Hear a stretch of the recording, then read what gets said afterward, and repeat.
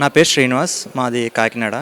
మేము యాక్చువల్లీ స్వామివారిని చిన్నప్పటి నుంచి కూడా మా తల్లిదండ్రులు బాగా అలవాటు చేశారు. అంటే ఎప్పుడైనా సరే స్వామివారి దగ్గరికి వెళ్ళి దర్శించుకుంటే ఎలాంటి కష్టమైనా తీరుతుందని చెప్పి నేను కూడా ఇంకా అలాగా ఫాలో అవుతూ ఉన్నాను. ప్రతి సంవత్సరం ఏదో ఒకసారి రావడం అయితే జరుగుతుంది. ఒక్కొక్కసారి రాలేకపోయినా మళ్ళీ ఏదో ఒకటి వీలు చేసుకుని ఖచ్చితంగా రావడం అయితే జరుగుతుంది. ఈ సంవత్సరంలో కొంచెం ఆలస్యమైంది కానీ ఒకసారి రావాలి అని చెప్పి ఈసారి కుదిరింది స్వామివారి అనుగ్రహంతో.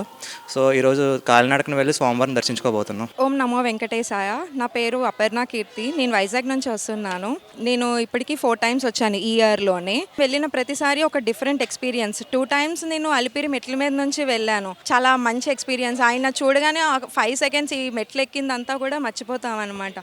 ఆ 5 సెకండ్స్ కోసం ఆయన చూడడానికి కోసం ఎంతెంత దూరం నుంచి అందరూ వస్తూ ఉంటారు. చిన్నప్పటి నుంచి మేము అందరం సమ్మర్ హాలిడేస్కి వాటికి మేము అందరం వస్తూ ఉంటాము. మేము జాబ్స్ ఇవన్నీ స్టార్ట్ అయిన తర్వాత ఏదైనా చిన్న బ్రేక్ దొరికితే వెంటనే ఆయన దర్శనం కోసం వెంటనే రావాలనిపిస్తుంది. చాలా హ్యాపీగా ఉంది. ఓం నమో వెంకటేశాయ. మేము విశాఖపట్నం నుండి వచ్చాము. అసలు అనుకోకుండా స్వామివారి టికెట్లు కానీ దర్శనం కానీ ఏది చాలా అద్భుతంగా జరిగిందండి. ఇక్కడికి రావడానికి కారణం మా అమ్మాయి ఆరోగ్య పరిస్థితి ఎప్పుడూ బాగోవటం లేదు. స్వామివారి దగ్గరికి వచ్చి అన్నీ సమర్పించుకొని మాకు తగినంతగా స్వామివారికి మొక్కుబడి ఇస్తే అంతా సకూలంగా ఉంటుందనేసి మేము అనుకుంటున్నాము.